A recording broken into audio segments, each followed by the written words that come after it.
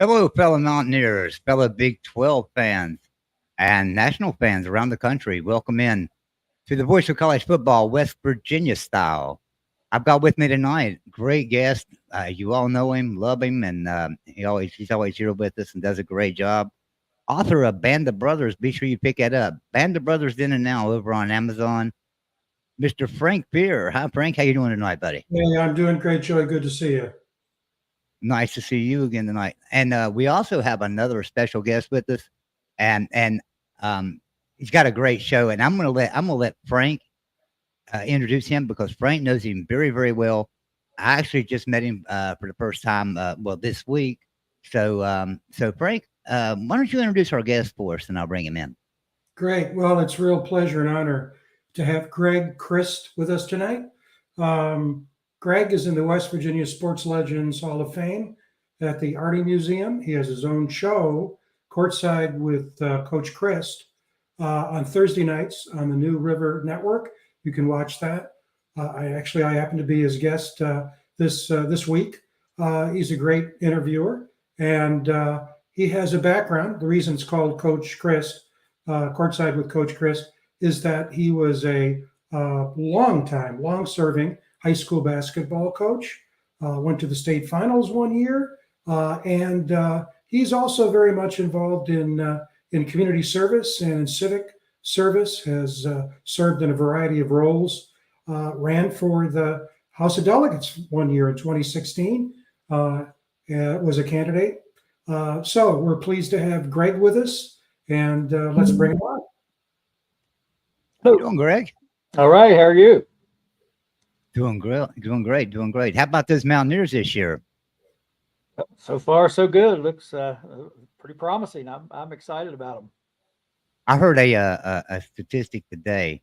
If West Virginia can win tomorrow and go 8-4, it'll only be they've only done that 3 other times in the Big 12, so it'll only be the 4th time since joining the Big 12. Or will it be the 3rd time? I can't remember what it was saying. This will be the 3rd time or it'll be the 4th time, but been in the Big 12 now since 2012, so been a while. Yeah, it's been a while, and I think one good thing, Texas and Oklahoma getting out, that might help a little bit too. But what a tough conference, and I don't think a lot of people realized, in West Virginia, what a huge difference it was going to be playing in the Big 12 as opposed to playing in the Big East. It's a whole different world. That's right. And one thing that surprised me about the Big 12 is I always figured Texas was going to be the tougher game for West Virginia. Yeah.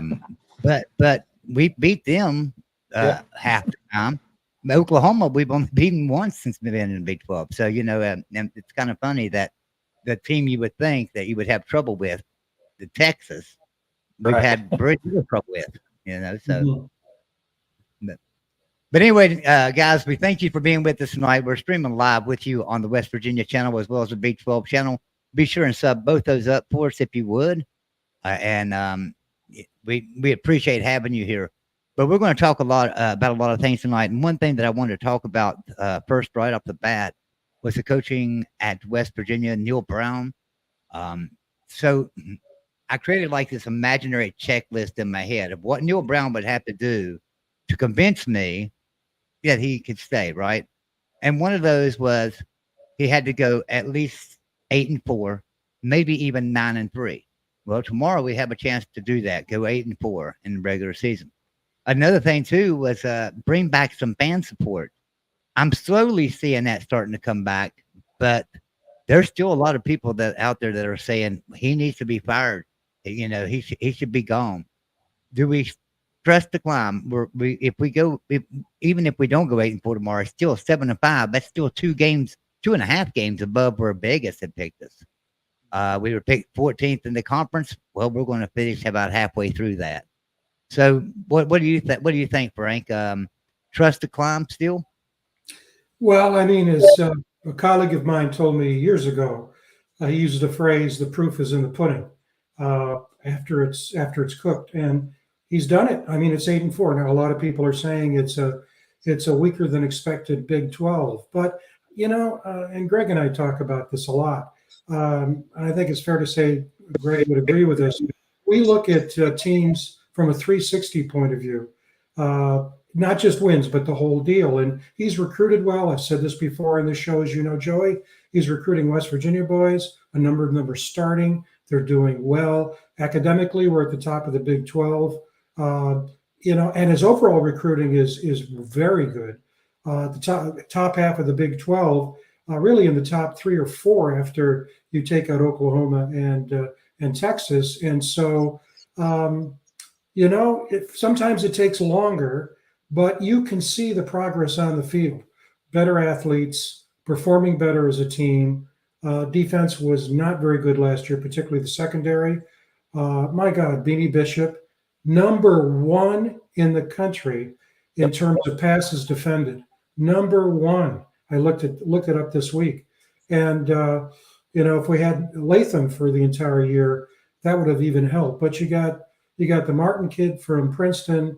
You've got so many really good players. And the wide receivers, hey, that was going to be a weakness. No. You've got possession receivers.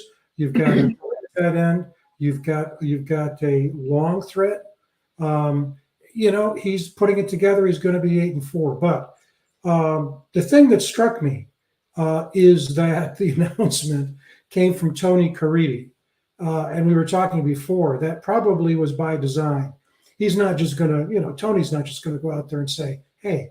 So I actually went back to the transcript. And this is what Caridi said on the show on 3 Guys Before the broadcast, three Guys Before the Game broadcast. And I thought the wording was, because I heard it and I said, did I hear it right? Here's the wording. I'm reading this text. I know that some of this bums some of you people out. I know that some people wanted West Virginia to lose to Cincinnati. There are some people who aren't happy right now. I'm not here to change your opinions, but I'm here to give you the fact. And the fact is, Neal Brown will be West Virginia's head coach next year. That's the reality of it.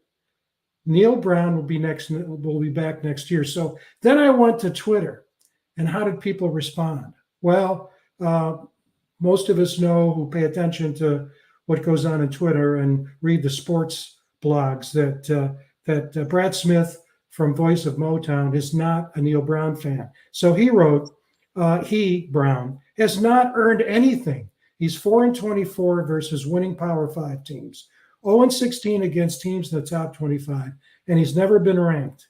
Here are some of the other responses. He's only back because of the buyout. The narrative that he earned it, this is a fan. The narrative that he earned it is false.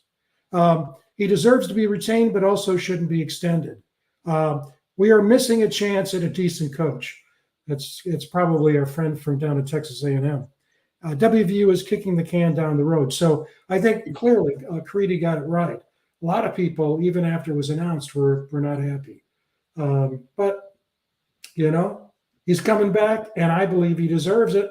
But you guys have your own opinions, and certainly our fans do. Yeah. How about you? Yeah, Greg? I'm excited. I'm excited about the season, but I'm just worried that, are we reading too much into an 8-4 season when we played a 3-8 Pitt team and beat them, right? We played a Texas Tech team that's 6-4 right now, or 6-5, 6-5 right now. Got to play Texas tonight, so they're going to end up 6-6. That's probably the best schedule on any of anybody we beat, 6-6. So how do you feel, Greg? Well, I wouldn't say I'm a Neal Brown fan, but I'm not a Neal Brown hater either. I'm a WVU fan. And, I think just watching his progress, he hasn't been a head coach a long, long time. It's been a pretty short tenure. And I think if you just look at the last few seasons and up to now, you can see the improvement. You see his team. I know I read some stats, and I don't remember, Frank may remember this, but as far as being penalized, we were one of the least penalized teams in the country, which tells me that there's more discipline. Or, a few years back, every time you turn around, we were jumping all sides, getting a false start. I think he's worked those things out. I think he's gotten better at time management. I just think he's improving, and I think you can see that. And his recruiting has been phenomenal. And this year, if you look at their team this year, I mean, they've had 15 freshmen that have played and contributed, and it's a good group of young players that they have. And I just think, and also I mentioned this before we came on the air, a very good possibility he wins Saturday. He very well could be named the Big 12 Coach of the Year. I think that's a very distinct possibility. And how you going to fire that? But and the thing about, and I'll say his name, Jimbo Fisher. It seems like our fans and a lot of us do this. I know when Don Neal was announced he was retiring, and all those things with Holgorsen and everyone else. I know, we see this next big name and we're like, we got to have him. He's a great coach. He'll do great things here. I don't know. I mean, Jimbo Fisher, I know he's a West Virginian and I know he's a great recruiter. But if you read some of the negative things about him, it makes you wonder if that's going to fit in at WVU. He's like a control freak is some of the words that somebody used. And he insists on running an offense that's somewhat outdated and won't change that. So I don't know, and I don't know enough about him or the whole situation to know whether that's true or not. But I think you need to be careful with that. And I think, you need to be careful firing coaches. You start all over again. And I coached and I know how it is when you play poor or lose, the coach gets the blame. When you win or play well, the players gets credit. So I understand all that, and I understand that you have to win. But I think we're seeing a great deal of improvement with Neal Brown, and I think his recruiting is good. I think we have a lot of good young players, and I think winning breeds winning. We talked about that on Wolf Show one night, and we need to win games, and we can't make the schedule out ourselves, and we play the schedule that's put before us, and we very easily take away that Houston game. It could be a really a different story, and so I think that we need to hang on to him, and the buyout does come into play as well. I mean, I don't think West Virginia has that money to throw around like that. And somebody said, well, Jimbo Fisher's about $75 million. Texas A&M stepped right up and paid it. But I was watching a college show about a week or so ago, and right before they fired him, one of their alumni groups presented a $168 million check to the athletic department. And I said, so they have money, that one check more than our whole budget at WVU. So, the buyout is important in our world here. I think that is something that has to be taken into consideration. So, with all that being said, I think we definitely need to hang on to it. Yeah, I'm famous for saying for the last year and a half that you have to realize where Neal Brown came from. He came from a group of 5 school, right? And he comes into a Power 5, not recruited to a Power 5 as a head coach before. He's recruited as a coordinator, of course, at Texas Tech and other places, but not as a head coach, trying to recruit Power 5 players that are a different type of mold than what he was used to in a group of 5, right? And then on top of that, you threw him into in the 2019 team that they were great in their own right. They had some talent, right? But they were rebuilding. They were left with an empty void there after 2018. We had so many players graduate, so many players go on to the NFL after 2018. And so I look at it that way and say, well, then on top of that, then we had 2020, which we all know was horrible. Couldn't go recruiting, couldn't go in anybody's houses. Now here's a coach learning to recruit Power 5. No, very, very little talent on his team to compete in a Power 5 at a Power 5 level. And on top of that, now he's got to deal with this situations where he can't even go into people's houses and recruit them that way.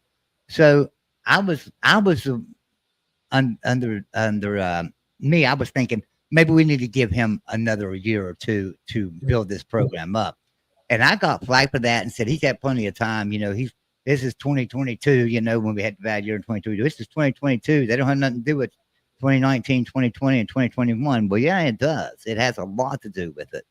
And here we are, 2023. And the way I look at it is he's really only had 1 year in 2022 that he actually has got to build his team the way he wants. And here we are, 2023, and it's coming to fruition to where Okay, now I can trust the climb a little bit.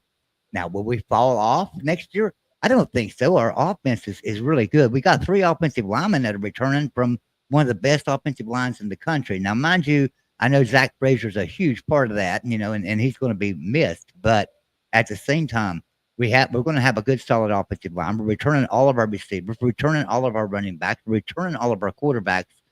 All the key positions are there for next year. So we have to trust him to know what he's doing. Now, I look at things. Somebody said to me the other day, "Well, what about his coaching? His coaching's not very good." One time this year, I didn't like his coaching. That was the Oklahoma game, but I don't know if it was so much to do with his coaching or just the team was just off, and Oklahoma was on, and I think that had a lot to do with it. The team was just off. It wasn't necessarily coaching. When he's had to coach, he's actually outcoached everybody, I think. And somebody told me, well, what about he went to Houston and got outcoached by Dana Holgorsen? No, he didn't. We got outplayed by the team. And then at the end, they got lucky. Bottom line, 12 seconds to go. There's no coach. Nick Saban couldn't have been calling that game any better at that moment. And Houston would have scored that touchdown. So I think that I like Neal Brown. Neal Brown's a great person. We all love him, right? He's a great coach. He's an excellent coach, Sunday through Friday, right? Excellent. We all love him. West Virginia loves him. Everybody's behind him. We all want him to succeed. We all like him as a person. But then there comes that Saturday when he has to coach and he makes some mistakes. And but if you watch the college football landscape, every coach does that. How much are the fans pinpointing Neal Brown and just because of his record and saying how bad he is at coaching when most of the coaches around the country are making the same mistakes? Let me put a slant on this and see what you think. A lot of the folks watching know from seeing me in the past that I spent a lot of time at Michigan State as a faculty member. We've got a guy there named Tom Izzo.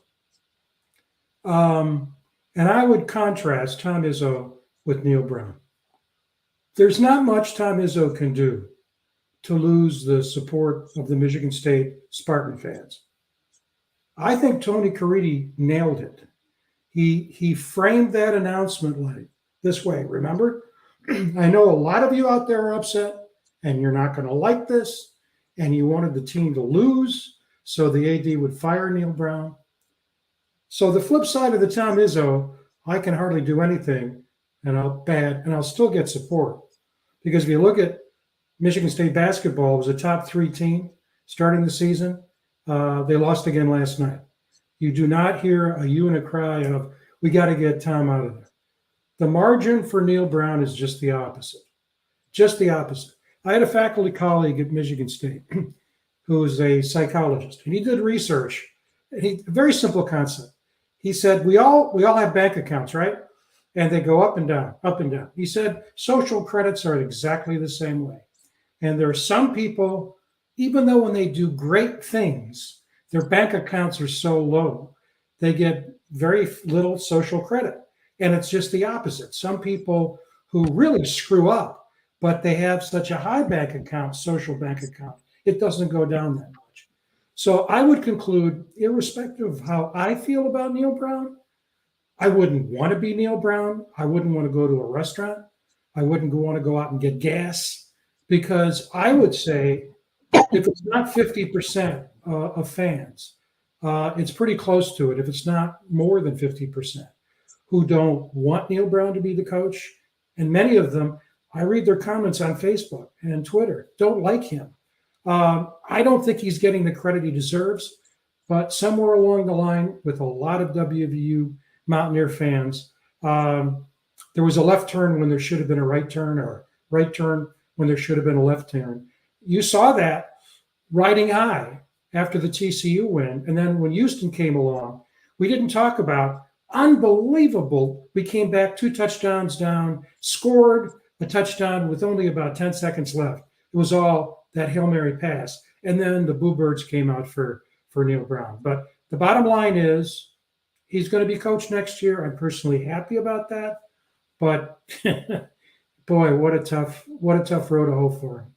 Yeah, and I know, Frank, you and I talked about this the other day. A lot of the criticism you see, often people will frame it like, this is not what we're used to. So we're tickled to death with a win over Cincinnati, and that's not what we're used to. On and on and on. And I'm thinking, well, yes, that kind of is what we're used to. If you look back at our history, and our teams over the years, sure, we've had some great teams, some undefeated teams, but we don't do that every year. We don't do it like Ohio State or Michigan. And so that is what we do. And I just think that if you just look and like Joey said, about his recruiting and all that, you can see a higher level of player that he's gotten in there now. I think he just needs time to get a few more of them in there. And I think it, like you said, when he does make a mistake, it's so magnified. That's all the Yeah. critics want to point at, that's normal. Yeah, I'm like you. I wouldn't I wouldn't want to be Neal Brown, but I think he can see the progress. He knows what he's doing. I think he's a good coach. I think he understands the game. He knows the game. I think he's a good recruiter. I think he relates well, and I think he's a man of character. And I think that if you're a true WVU fan, you want somebody in that program, because we don't hear this at West Virginia. Well, they're going on probation for this violation, or they did this and they cheated. We don't hear that. And you look back, Don Neal and people like that. Those people are high character folks, and I think this guy is too. And I think that's something else we need to take into consideration. We have a good man at the helm, a good, honest man at the helm who's going to work hard and try to do it the right way. Well, that said, it's always about winning. So Yeah. Bob Herzl wrote today that he thinks the Baylor game is a really critical game in the history of Mountaineer football, and I think he's right. I would add to that the bowl game. We're going to talk about the bowl game in a few minutes. Who we might play in the bowl game. I think that is really critical, because what you want to do is you want to finish, obviously, the season on a high. And I'll tell you what, it is really, really critical.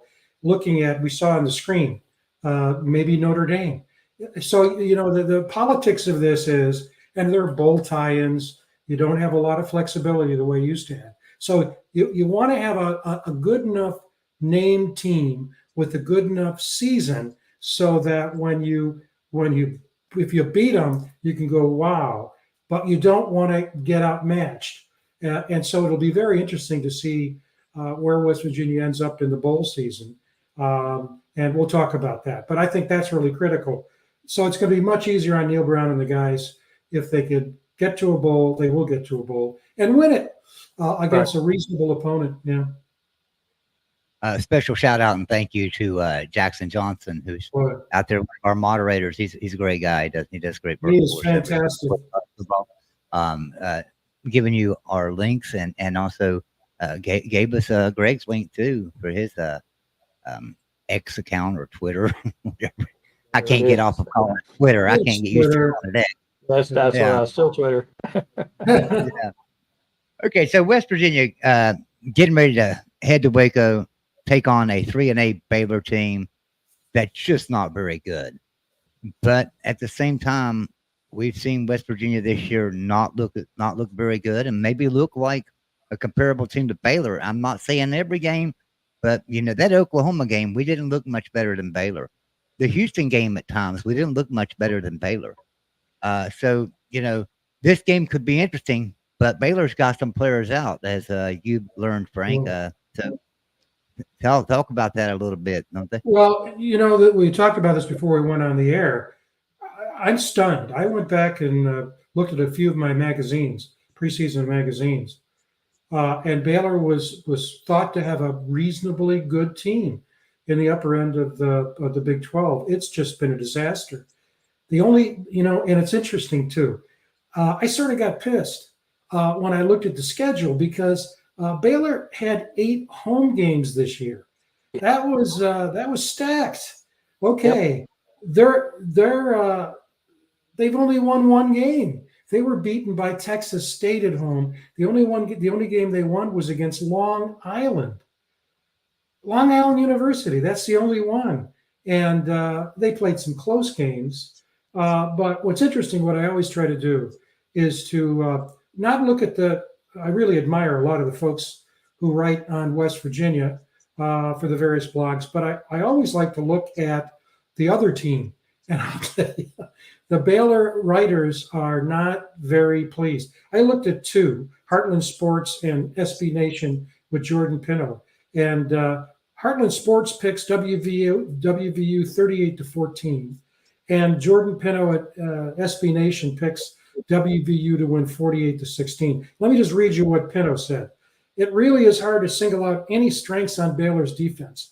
The front six has no pop, and even the corners, who are grading out well individually, are still part of a pass defense that gives up one explosive play after the other at a higher rate than anybody else in the Big 12.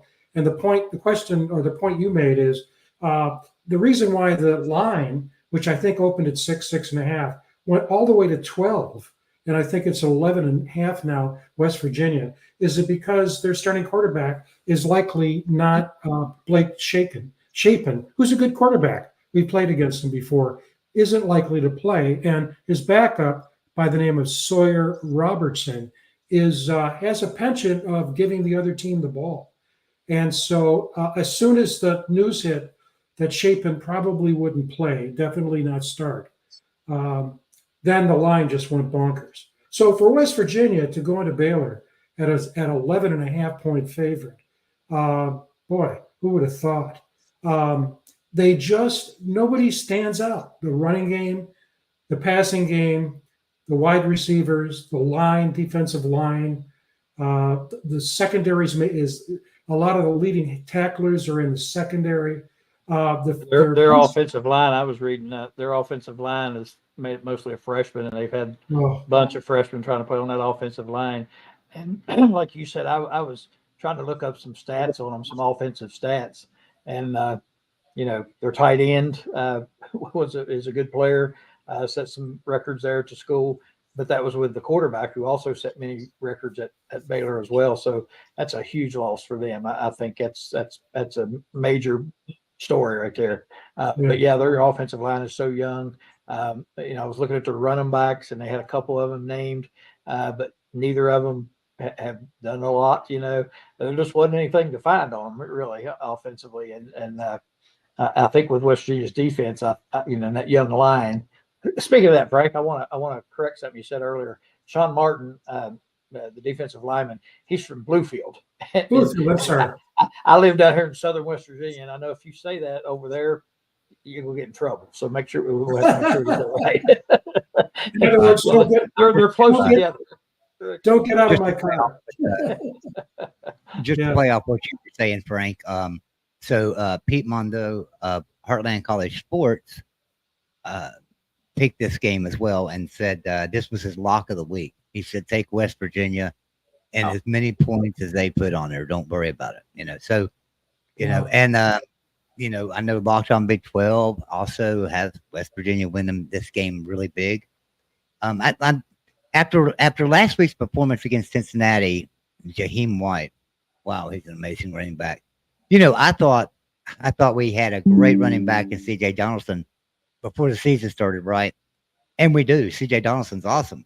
Yeah. But then we got the little guy that can just scat and just get out there and he's gone, Jaheim White is absolutely an amazing running back. I'm wondering, against Cincinnati, who has a much better defensive line than Baylor has right now, Right. We had over 200 yards. Can we reach closer to the 300-yard mark this week, do you think? Good possibility. I again was reading some statistics, and I think it said the last 14 games, West Virginia has rushed for over 140 yards, 14 straight games, 140 or over. I don't see any reason why that would, change. And I think we're averaging 5.1 or 5.3 carry. Yeah. Most and now with White, with White in there now, and Donaldson playing, off each other. I don't see why they can't. Absolutely, I think that's something that I think would definitely happen.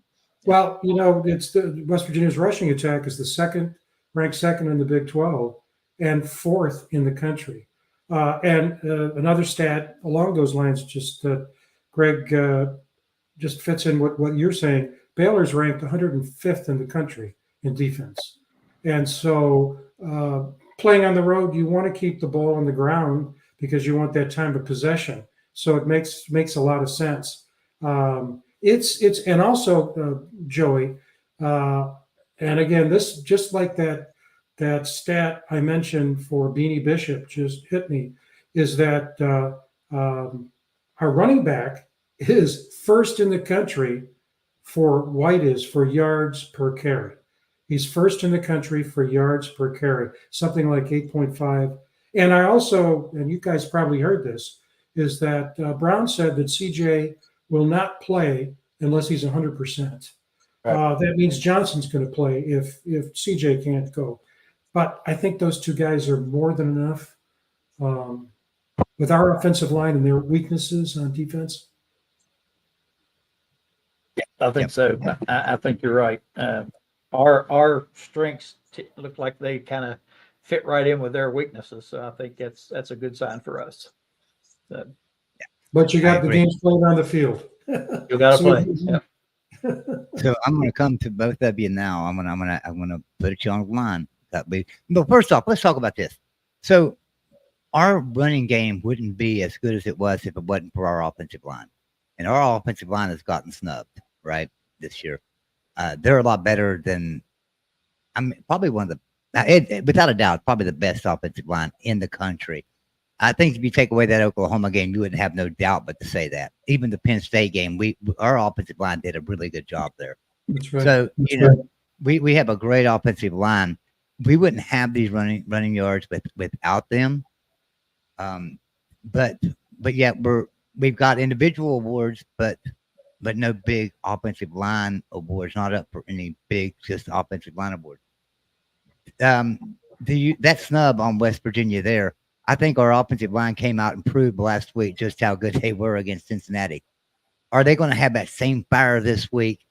I'm anxious to see. I really want to know, because last week, man, our offensive line just absolutely dominated the game. I remember after the show, I came on the post game show on one of the channels. I don't remember which channel it was, but I came on a post game show with somebody, and I told them that the player of this game, you can take out Jaheim White, take out CJ Donaldson, take out Garrett Green, take out anybody. The player of this game is Zach Frazier. Yeah. I mean, he was absolutely dominant in that Cincinnati game. I mean, he showed right there why he's going to be first, second round pick in the draft without a doubt. Y'all agree with me? I absolutely agree. And back to what you said at the beginning of that, I hope they come out with that fire. I would think that their offensive line and defensive line would be chomping at the bit to get to this game, because I think they feel like they've got a definite advantage here, and I would think they're going to be pretty stoked. And I have a dog issue I'm going to take care of real quick, so don't pay any attention to me. Okay. Our offensive line's only given up 3 sacks all year, Frank.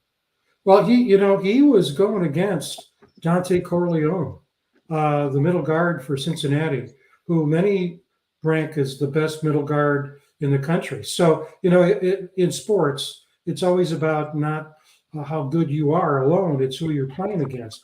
But for him to do that up against one of the best defenders in the country in Corleone says something. That guy's massive. Yeah. And you hardly heard his name mentioned.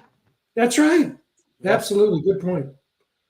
That's what I mean. I mean, Zach Frazier was just dominant in that game. All right, so now I'm going to put you guys on the spot, because I want to know some final score predictions from you guys for Baylor and West Virginia before we move on to another subject here. So let's start with you, Greg. How about you? What West Virginia wins if?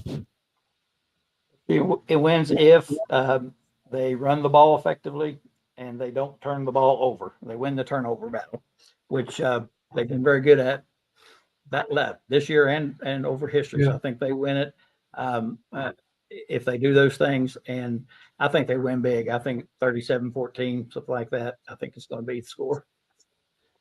Right. How about you, Frank? West Virginia. Well, I think Greg nailed it. It's a must-win game, should-win game. Baylor's given up something like an average of 50 points over the last couple games. You wonder the culture of the team, and we can talk about this a little bit later if you want, in terms of what's going on with Dave Aranda, their coach, because they're really locked into him for a big time on his contract and buyout. I'm going to say something like 42-10, 42-14. I think again, Garrett Green is going to be a very important figure. He's the straw that stirs the drink, mixing up the passing. I saw a stat this week, which blew me away, that he is way up in the national stats in terms of yards gained per completion. You don't think about him often with the long ball, but that's yards per completion. So he's getting better. He's learning how to be a full spectrum quarterback, which is important. And he's got scat back qualities as a runner. So mix it up. Brown has to call a really nice, diverse game. Score early, get them down, clear out the stadium, and celebrate after. So 42-10. One thing I've always been really proud of since the Neal Brown era is fast starts. We always seem to drive down the field our first drive, and if something happens that fizzles out, our second drive just seems to be like, it's like, we got the script, right? Every coach has their script, and that script is written perfectly to just drive right down the field and score. And so I have to give Neal Brown credit for that. He always seems to find out, and you can look back against anybody. Oklahoma, we did it against Oklahoma. Penn State, we did it there. We can drive down the field and score. He writes that script. Maybe he ought to write a script for the whole game with different scenarios. But yeah. So yeah, you wanted to talk about that, Frank, and I was where I was going to turn to. And by the way, my final score on the game, and simply because West Virginia has some trouble in Waco, I think sometimes, Baylor can't beat us in Morgantown. That's obvious. But we go to Waco and we have a little bit of trouble ourselves. The games, even the games we do win, seem to be a little bit closer than should be or would be expected. So I'm going to have to say West Virginia wins easily, but I think the final score will be something like 28-10. I think it'll be a little bit closer than what you guys say. So I'd hate to listen to the critics, but I'd take 3-0. I'd be happy with that as long as we win. Yeah, really. I'll take 3-0 myself. I mean, that would make us 8-4, and that would be a nice rebound season for us fans anyway. Even though you can look at it and say, well, at the beginning of the year we had the toughest schedule in the Big 12, probably one of the top 5 toughest schedules in the country preseason.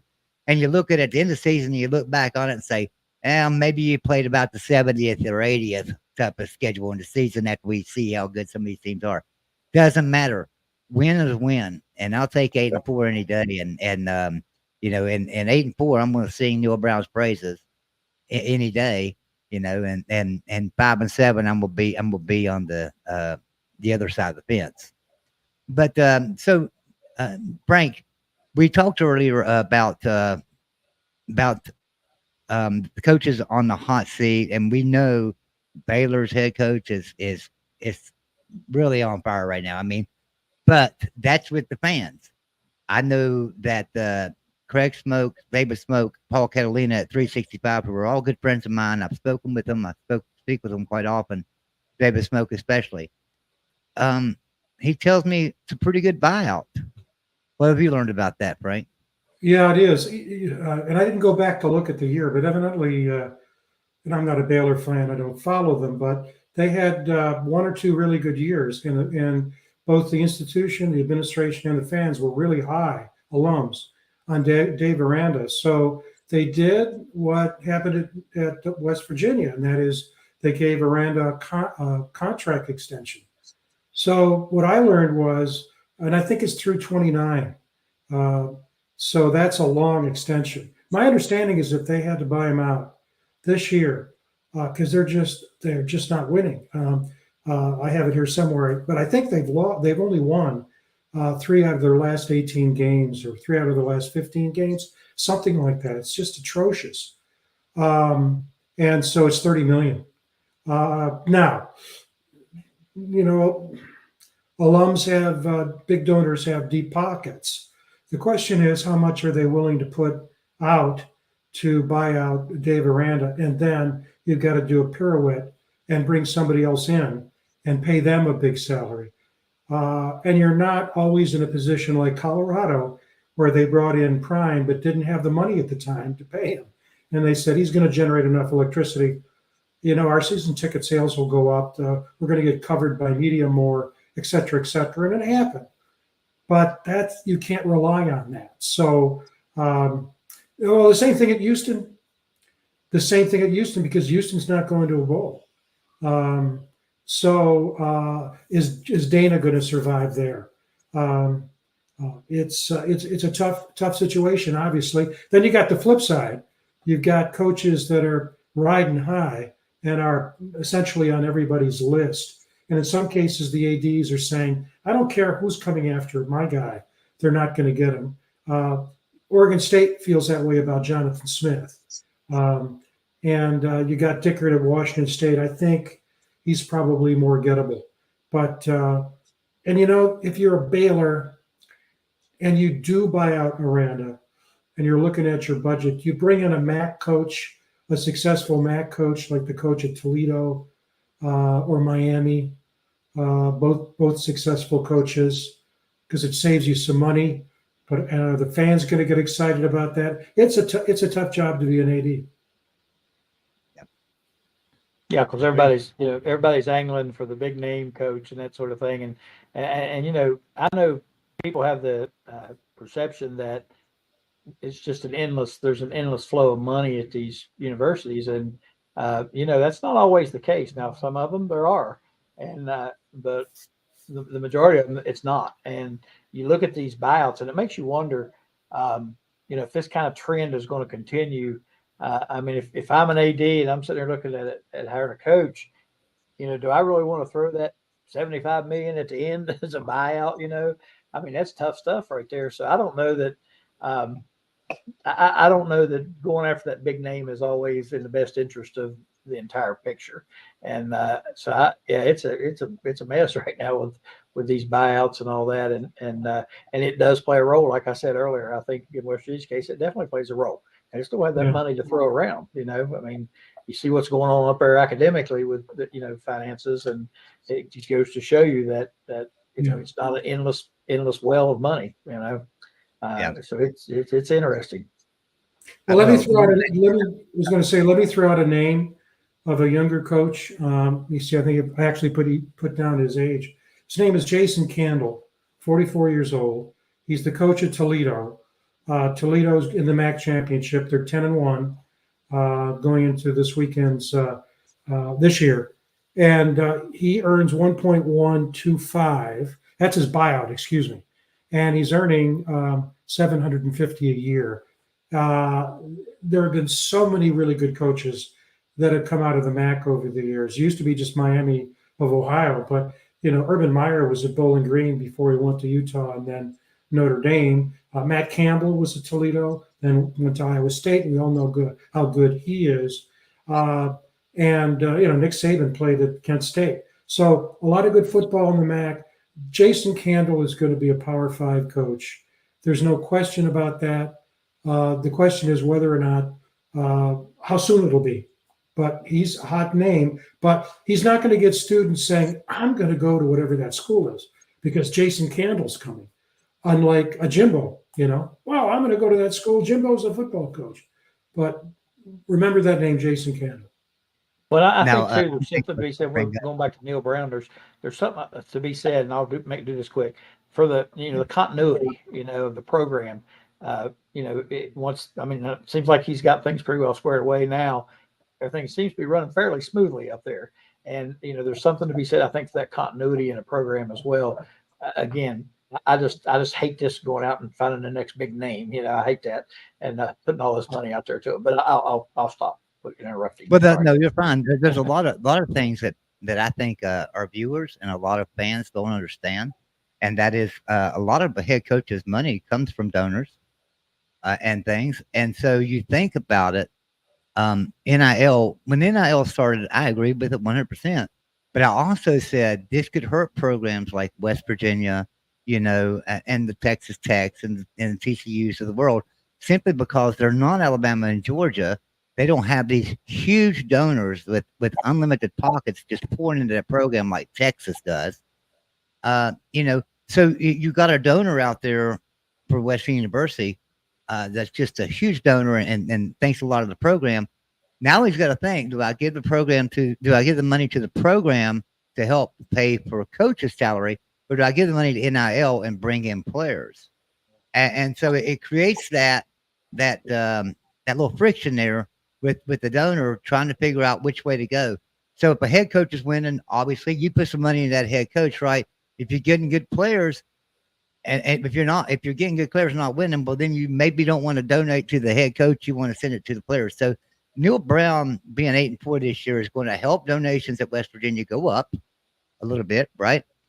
But we've got to have some money in NIL to continue to get good players and keep players we have. Every year, it seems like we lose 20 to 25 people to the transfer portal, right? It's just like every year we get them in here, we get good players, we develop them. Look at Taki Smith, took off to Georgia, right? We've got to have some NIL money to keep these players here. So that's where NIL hurts these programs when you've only got a few donors and those donors want to keep a head coach or those donors want to give to NIL. Which one do they do? Do you guys agree with me on that? Oh, yeah. Absolutely. Yeah. I would say this. And I think too, you look at, we talk about this money and NIL paying these coaches. Again, look at Jimbo Fisher. I mean, Texas A&M has more money than anybody.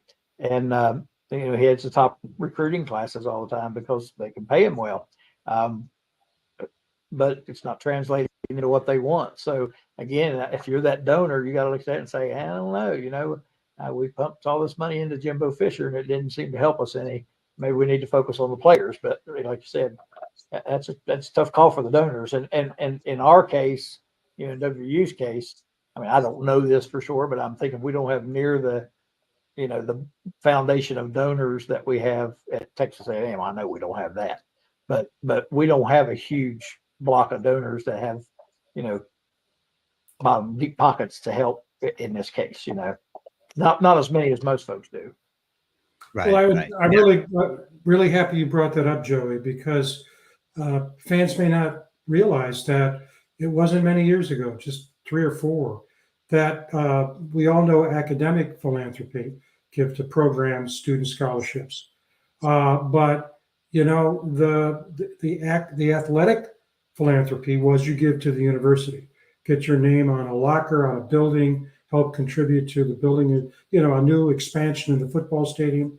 But now academic philanthropy through the NIL goes to students. And what people need to understand is by law, by rule, they're not the same. So if you give to the Country Roads Foundation, you give to the Country Roads Foundation.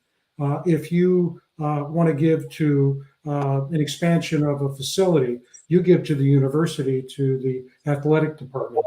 And what you're saying is donors have to make choices now that they didn't make before. They just gave their money to the university, for a new tennis facility. Now you can give to the tennis player, and that doesn't go through the university. So it really puts a lot of pressure. And I would say, and I know this from talking with colleagues around the country, the pressure is not just on the donor. The pressure is also on the athletic department to be even more aggressive. And this is where the politics comes in.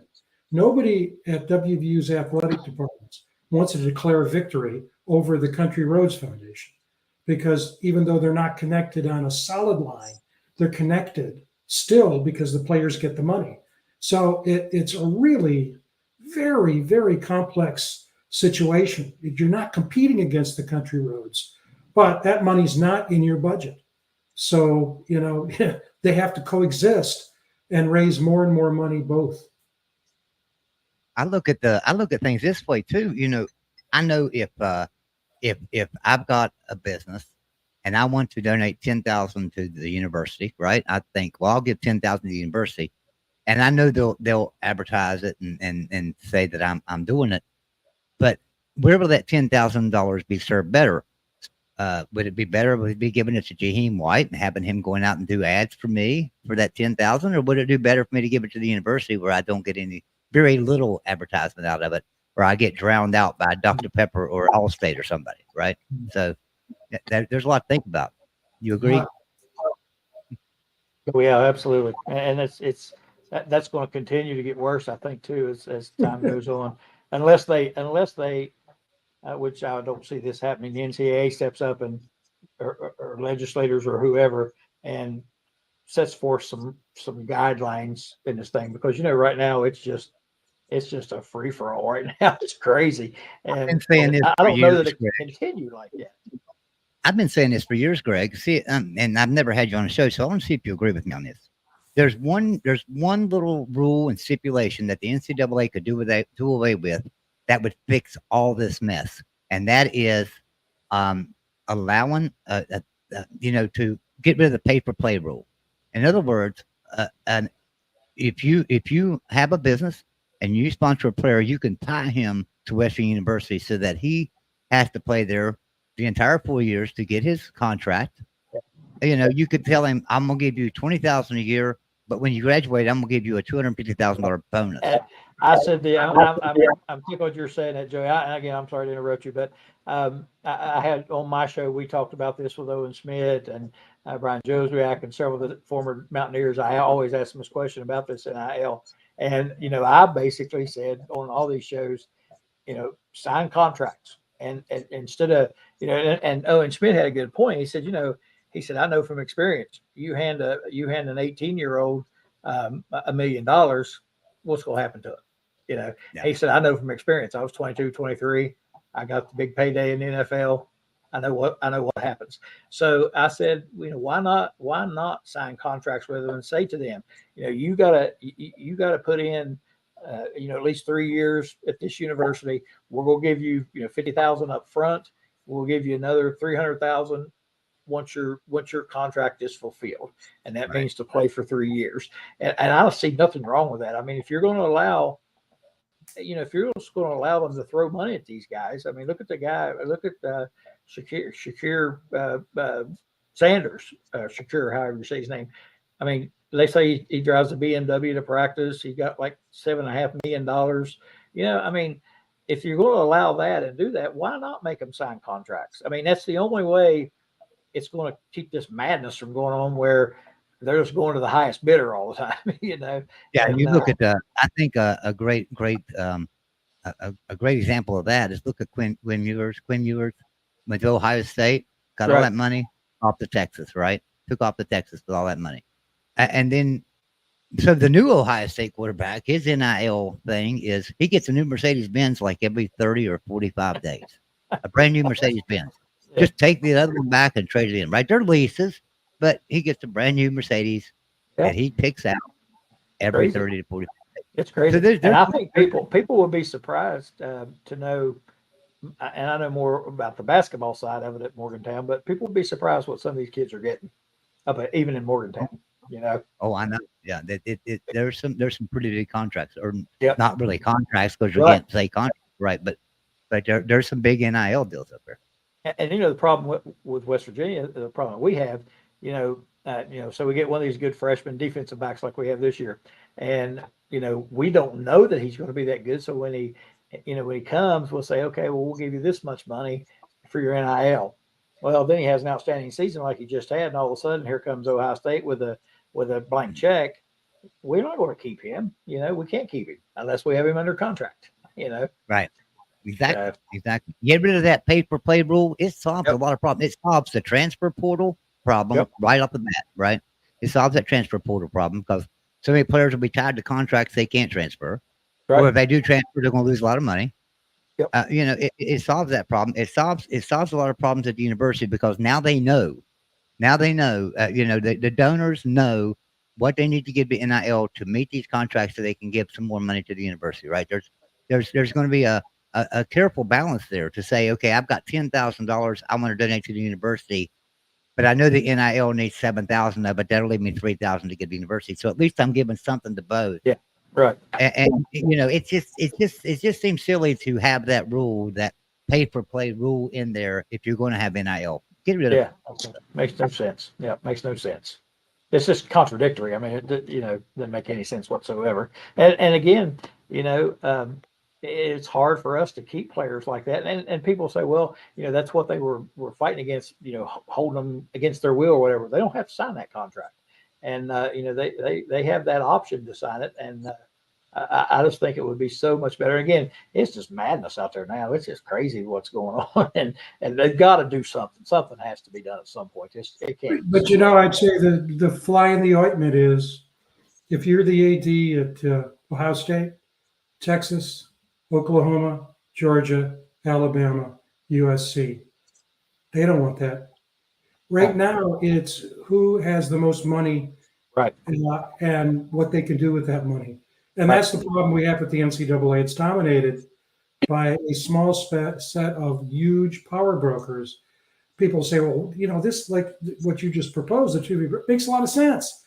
But the problem is it flies in the face of the power brokers who basically don't want equity in the system. They do not want a level playing field. They want to continue to dominate. And now a lot of times it doesn't lead to winning. I mean, clearly A&M, it hasn't led to winning a national championship, not even winning the SEC, for Pete's sake. But that's why I think it has to come from regulation. And Manchin's leaving the Senate is a blow to that. It's really going to come down to, I think, Cory Booker, who played football at Stanford. You got to have a former football player who says, I love the game. I played the game. This is nonsense. We need federal legislation, and then focuses his attention on getting it passed. That's a tall order, but that's, I think. Yeah, when this all happened, I mean, I think most of us would agree that these players should get paid. I mean, they're the ones that are earning the money. They should get paid. I have no problem with them getting paid. I think they should as well, because the NCAA makes a fortune off of them, or always has. These schools make a fortune off of them, and there's no reason why they shouldn't get paid.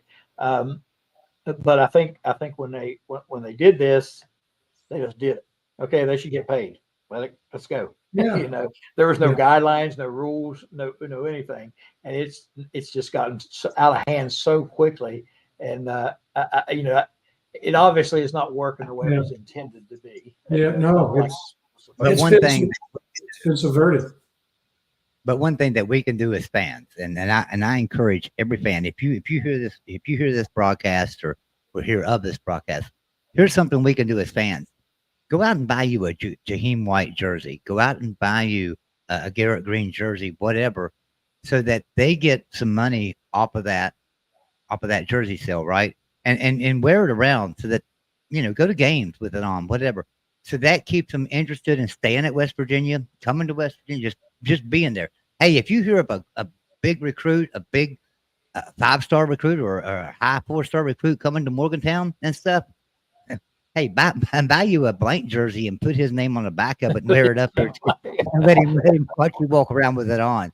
The little things like that will help build the program, I think. And it'll take all the fan base. And I know West Virginia's got a great fan base. It is the largest fan base in the Big 12 after Texas and Oklahoma leave.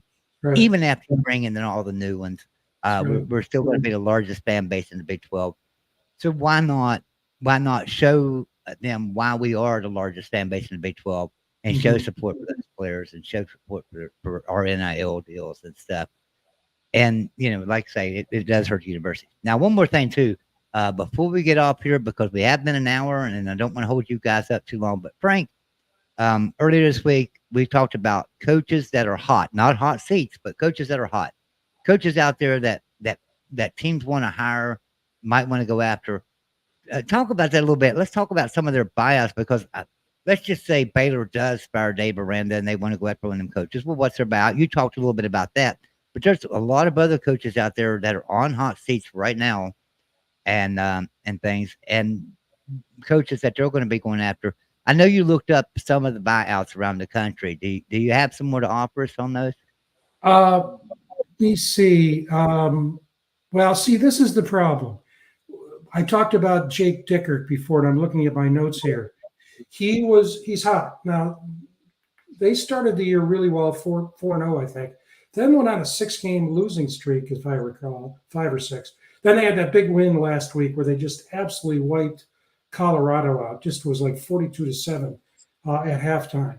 Well, what's happening around the country now is that the coaches that are hot, it's not the buyouts. The ADs are coming and offering extensions. So at Washington State, the Dickert has signed a 5-year extension for $13.5 million with incentives. And so my own opinion is that now there's some talk that the Ohio State coach is the replacement for Jimbo, that Day is going to go to College Station. Have you guys heard that? No, I've not heard anything about that, but I'd be interested to know what his buyout would be. Yeah, but in the case of Ohio State and A&M, I don't think it makes any difference because USA Today tracks the dollars, and Oklahoma, Texas, Ohio State, and A&M are always in the top 4. They just trade places. Whatever it is, it'll be taken care of. But most schools can't do that, and so I think the landscape is starting to change a bit. I think that a lot of these schools, well, take Kansas as another example. It doesn't make any difference what the KU coach's buyout is. They're not going to let him go. They will step up and do whatever. When you think about a few years ago at KU, when they were televising games, they wouldn't show the stands because nobody was there. And they've turned that around. They lost their quarterback, Daniels. And so you're not going to get Dickert. Michigan State wants Jonathan Smith. He's their number 1 candidate. The athletic director said publicly, we're going to fight like hell. It doesn't make any difference who it is. He didn't mention Michigan State. And so I think the guys like Jason Candle at Toledo, another guy that I looked at, people haven't heard of, is Chuck Martin at Miami of Ohio. He's making $530,000 a year. He's 9-2 this year. He won a national championship at the same place that Brian Kelly did. Kelly won multiple national championships at Grand Valley State in Michigan, D2 school. The problem with Chuck Martin is overall, though, he has a losing record. He has not been all that successful at Miami of Ohio.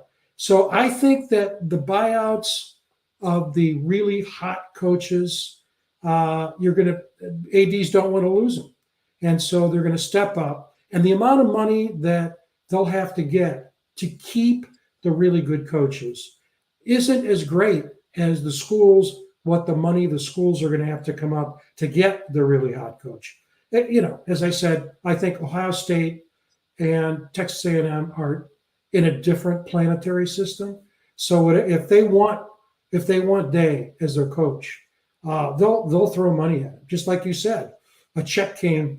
They handed the athletic director a check. But so that's my thought, at least. Greg, you may see it differently, but that's where I'm. No, I agree with you 100%. I just, I agree with you. And you know what? One thing I was going to ask you though, real quick, on these buyouts, and I don't understand how all these things work, finances and that sort of thing on these big level institutions, but I'm also curious as to is it an ender, an all ender if the AD says, well, we'll pay you X amount of dollars, even if you leave, even if you get fired or what, for them to also say, however, if you're at Ohio State and you lose to Michigan 3 straight years and we decide to fire you, or you decide to jump ship before we fire you is what I mean to say, you owe us this much money. Has there ever been anything like that? Which to me makes sense. Yes. Yeah, there is. No. We've seen cases where coaches actually had to write out a check to the school to leave to go to another school. I remember John Beeline had to do that with WVU. There you go.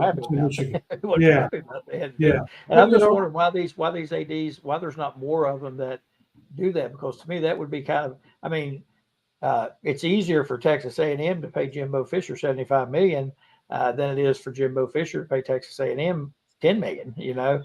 So I don't understand why they don't. And Richard had to do it as well. Yeah. The thing that I'm an Iowa State grad too, and Cyclone fandom and administration is so pleased with Matt Campbell, even though he has not won the conference. They were beaten. There was a big game last weekend against Texas. That would have been a huge win. Didn't have a good year last year. Lost players to the gambling situation. Yep. Both Iowa and Iowa State lost players because they were gambling on college football. So had to break in a new quarterback. Actually, the son of one of our players. Why am I blanking on his name? A great tight end for us, who's now a pro coach. Beck? Was a broadcaster. Anthony Beck, maybe? Yes. Yeah. Anthony Beck's son, Rocco, is the starting quarterback, I believe, is a freshman. Thanks for that, Greg. And, you know, if somebody goes after Matt Campbell, that administration will do everything in their power to keep him there. They're really, really, really pleased. So I think the landscape has changed. I think we're going to go back to where we were, where it's going to come from the James Madisons, the Macs, the Troys, the Coastal Carolinas, and of course, recycled coaches like Rich Rod. Yeah.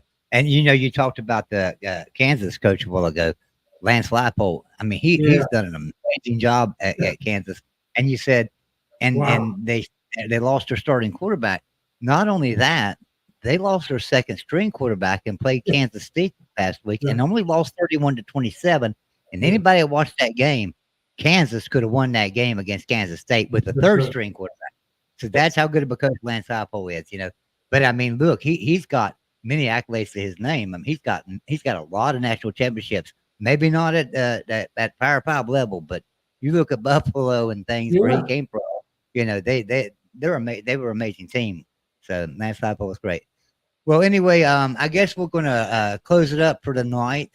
I do appreciate everybody in the chat being in here, and I do want Greg, if you would tell everybody where to find you at. Tell them about your network, what you've got going on over there, and your shows. Did we lose Greg? I think he froze up. He's frozen. Yeah. I do too. Let's see if he snaps out of it.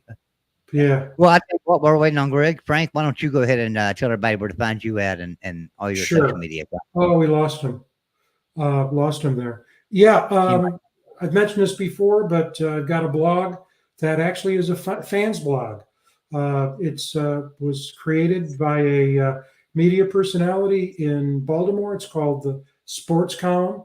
And his vision was to enable everyday fans to write full-length articles on whatever topic they want.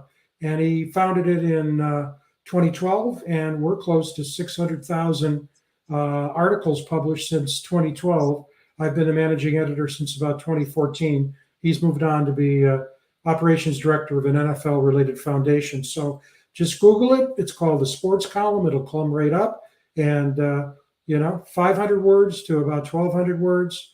That would be something that I would encourage the fans to do.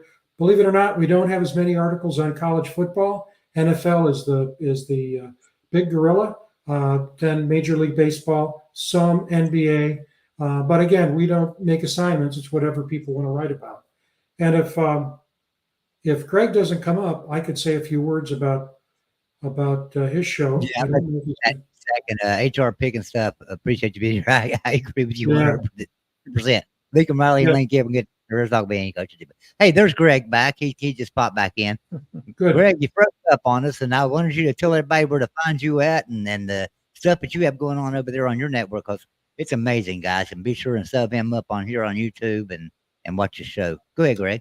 Yep, we are on YouTube, Facebook, and Roku TV. We're on Thursday nights, 7:30. It's an hour show, and it's just a show where we talk sports, but we talk about a lot of other things as well. We just have a good time, have a lot of fun, and I think people will tune in, they'd enjoy it, and I think they would like to watch it. Great guests like Frank all the time on there, so it's always fun. Yeah, you had great Frank on this past week. It was an awesome show. Everybody be sure and check that out. Hey, Frank, one more thing too. You wrote an awesome article about what it means to be a mountaineer. Mm-hmm. Tell everybody where to find that article at, because everybody needs to read that article. Well, appreciate it. And it's at the Sports Column. And what stimulated was when our friend Dale Wolfley passed away, so many people said he's a true mountaineer. So I said to myself, I wonder what that really means to people. So I put the word out and said, could you give me your definition of what a true mountaineer is? And I'd say about 30 people, Joey, you were one of them, who responded. And what struck me when I looked at what people told me is that, we all know this. It's special to be a mountaineer.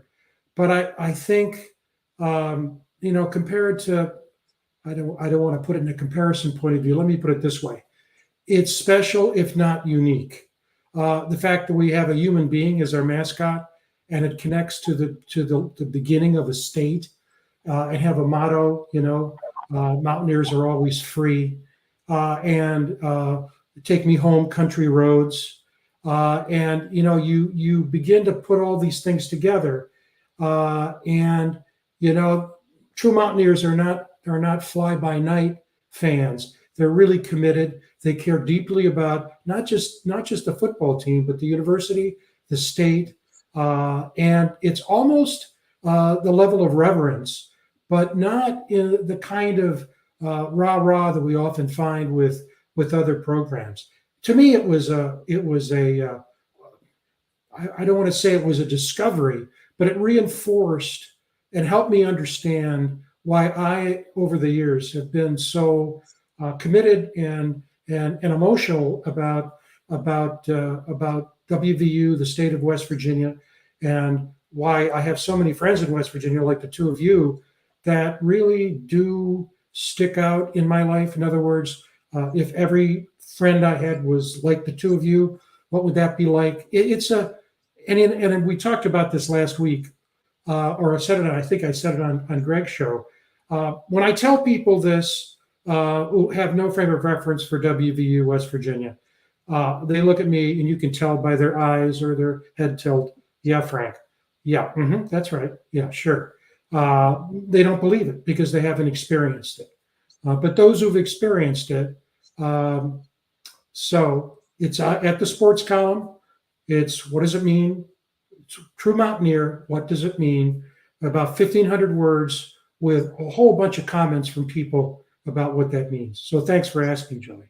And Joey, I would like to add, they need to go on there and read it. It's awesome. It's an awesome column. And as far as Frank's book is concerned, Band of Brothers, if folks out there haven't, and even if they're not Mountaineer fans, if they haven't got that book and read it, they need to do that. It's a fantastic book. It's like almost like a feel-good story. You just almost like these guys, and over the course of time, I've gotten to know Frank and him writing a book and being on my show, and he set me up with a lot of the guys in the book that he talked about, who've all become really good friends to me. They've been so nice to me, and they just treated me like I'm one of them. And the book is fantastic. People need to get that and check it out. Well, that's very kind of you. Hey, Timothy Green, I see you down in the chat, and you're always with us. Are you still with us? Just type yes in the chat if you're still with me, Timmy. I've got something for you, but I want to see if you're still with us here and before I announce this quick.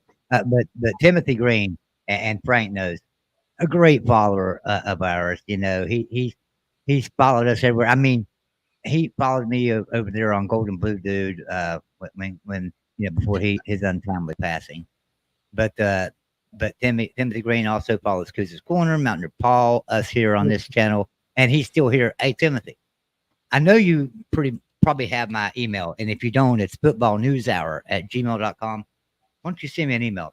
I'm gonna send you a hat. So over on Golden Blue Dude, we used to have a sponsor that made our hats for us, West Virginia hats. And I found this one today, and I thought, what am I going to do with that hat? I've got some, but I wore them all. But this one, obviously, is brand new. Still got a tag on. Is one of them that they had. Timothy, I want you to have it because you are such a great follower and everything of Mountaineer Sports and right here with us. So, Timothy, if you will email me, footballnewshour@gmail.com, send me your address. I'm going to ship that hat to you, and it's yours free, just for being a big supporter of ours, because we appreciate you. If I could follow up on that, just Timothy, one of the things that has been so great is to have loyal fans who follow us and follow WVU. So Timothy wouldn't know this unless he read the article. Both of you guys read the article I wrote about. The title also on the sports column is The Dale Wolfley I Know. And at the bottom, I listed a number of people who were loyal watchers of Dale's program, Wolfman's Call. And Timothy, if you haven't seen the article, go to the sports column and you'll see your name at the bottom of the article. Because, and the point I made was, as much as you love Dale Wolfley, he probably loved you more. So kudos to Tim and all the great folks who spend time with us. Yeah, Wolfman is very, very missed. I missed sometimes. I was talking to my wife the other night, and we were setting up, and it was like 2 a.m. and we're never up that late. And I said, well, you know what would usually happen at 2 a.m.? And she said, what? I said, my phone would ring. It'd be Dale Wolfley. Just to talk and have a conversation. Because Wolfley was like that. I mean, he loved you and stuff, but Wolfley would call you, and I loved hearing his voice. I loved talking to the man, and he was just fantastic. So, Timothy, yes, Wolfman, you know, he did love you, I guarantee you. And we're going to send you this hat. So if you would just email me your address. But anyway, Frank, Greg, thank you so much for being here. Be sure to check out Greg's over there on New River Network. Amazing show. Had Frank Fear on with him this past week. Great conversation there. You have to check that out. But watch all of his past shows too, and then tune in with him on Thursday nights. What time was that, Greg? On Thursday? 7:30. 7:30. All right. All right, everyone. Y'all have a great night. We will see you next week. And everybody send Frank Fear a message too, because I'm wanting him to start a show called The Mountaineer Story. Let him know how much you'd appreciate it if he would. So anyway, everyone have a great night. We'll be back with you guys next week. Y'all have a good night. Love you. Take care, everybody. Good night.